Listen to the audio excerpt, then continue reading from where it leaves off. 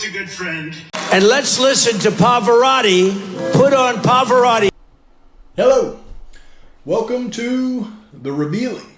I'm your host, Pavarotti, here to discuss the Idaho 4 case.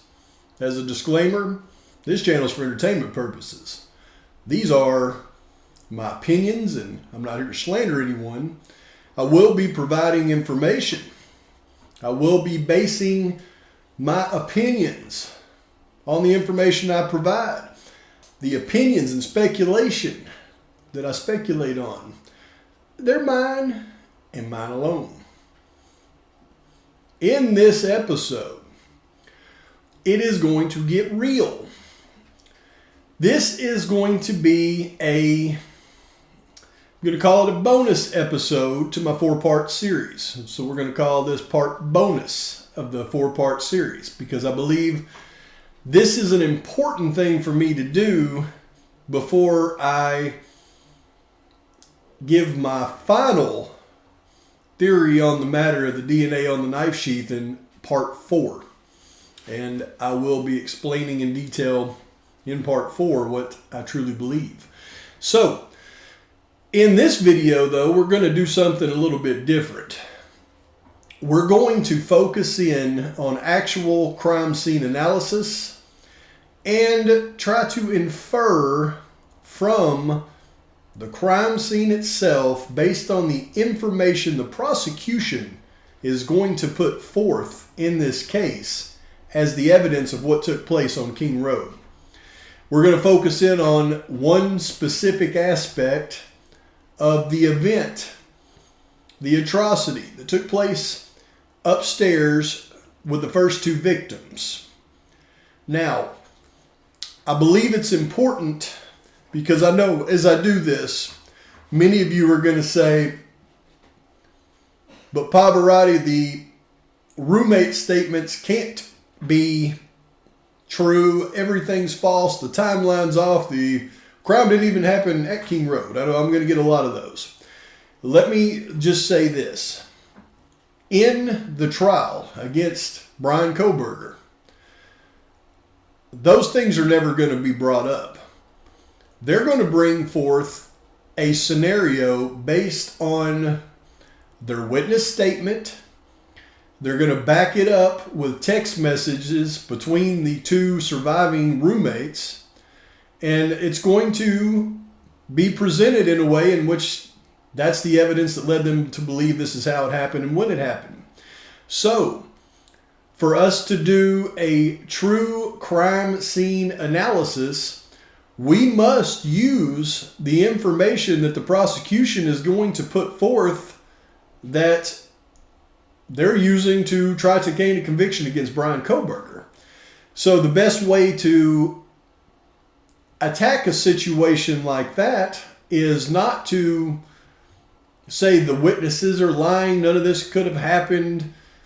No, the best way to attack a situation like that is not to refute the evidence, but to refute the interpretation of the evidence, to refute the findings. And that's what we're going to do in this video. So let's get started. We're going to do some real stuff in this one. Keep an open mind. I'm not going to be able to show things as graphically as I would like to show so that I can truly prove my point. I'll have to do it a lot verbally with some pictures to back it up, but keep an open mind and try to let your mind think as I'm explaining these points, and I think you're going to come away with this with some new understandings about this case.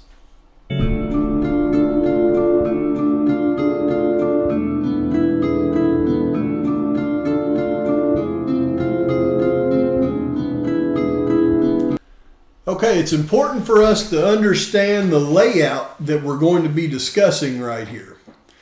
Now, this is a view of the 3rd floor of the King Road residence if you were looking at it from the rear, okay?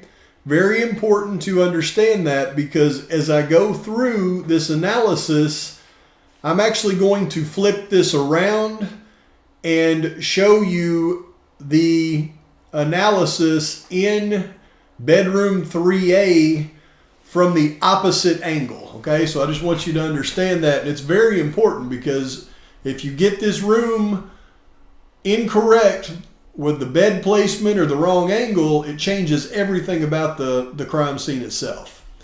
So here is the first point that I think we all need to come to grips with, and that is the fact that based on the evidence that the prosecution is going to put forward in the witness statements, this was essentially a silent attack. And when I refer to a silent attack, I'm referring specifically to the attack upstairs on victims 1 and 2 in the upstairs bedroom. And I'm trying not to use the victims' names. I'm going to read them out of the PCA here in just a minute, but you all know who I'm talking about.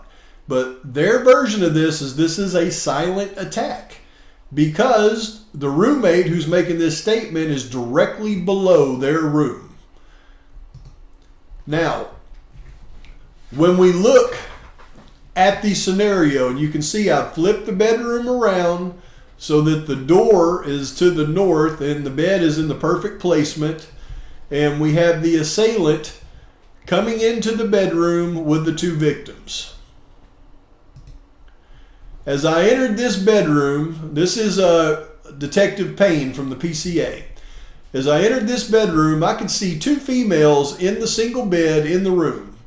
Both Gonzalez and Mogan were deceased with visible stab wounds. I also later noticed what appeared to be a tan leather knife sheath laying on the bed next to Mogan's right side when viewed from the door. Okay, so when he views it from the door, it would be Mogan's right side, as you just seen the representation in the picture I showed you.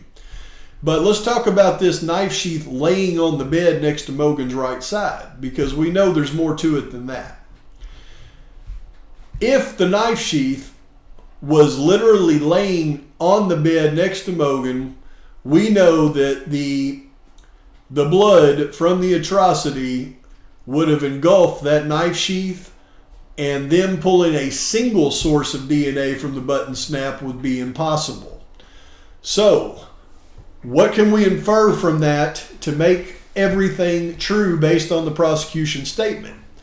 That is that the knife sheath must have been partially visible to the detective on the bed next to Mogan, and some of the knife sheath must have been underneath Mogan's right side, including the button snap, so that they could pull a single source of DNA from the knife sheath.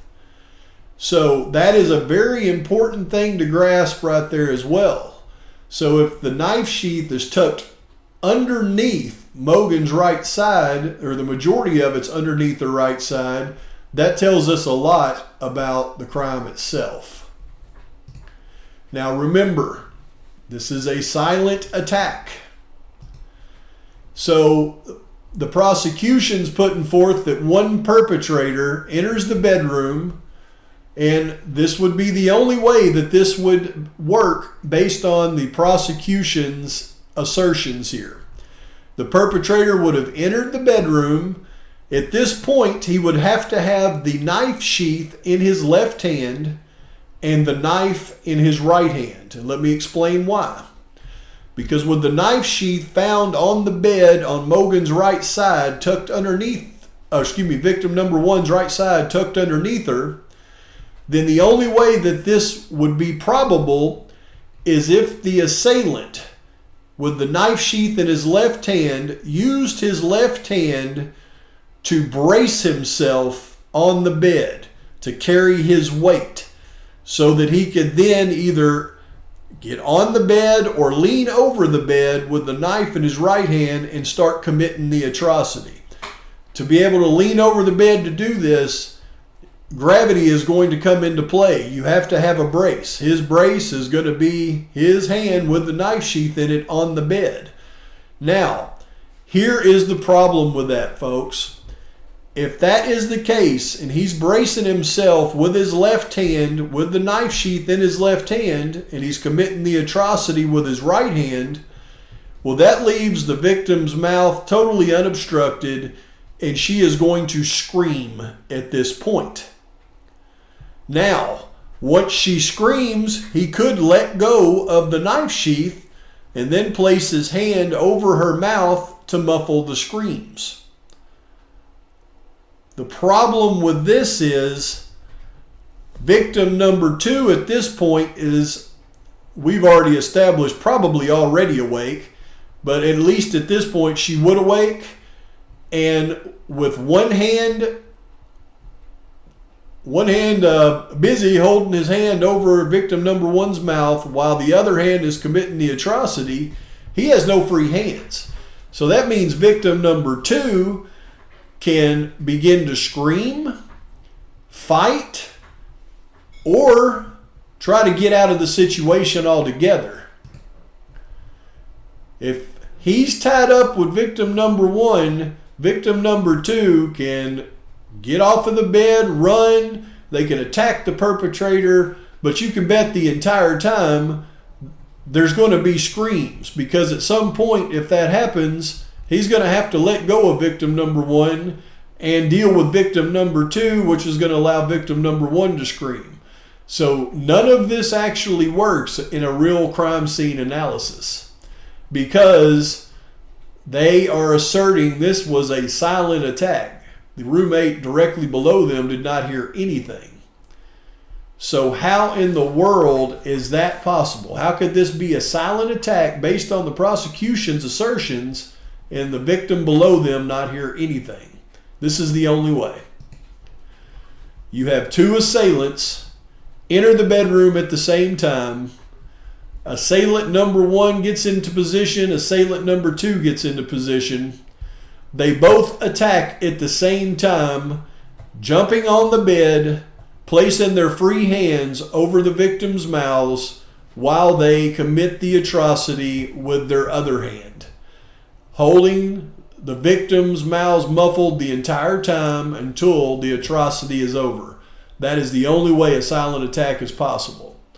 Now, in this scenario, could perpetrator number 1 be stupid enough to have a knife sheath in his hand and then place it on the bed before he covers her mouth?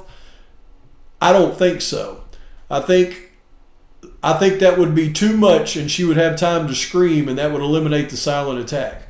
I believe they both got on the bed with a free hand, covered the victim's mouths before they committed this attack. So what the heck? What is the deal with the knife sheath and the K-bar knife if that's the case?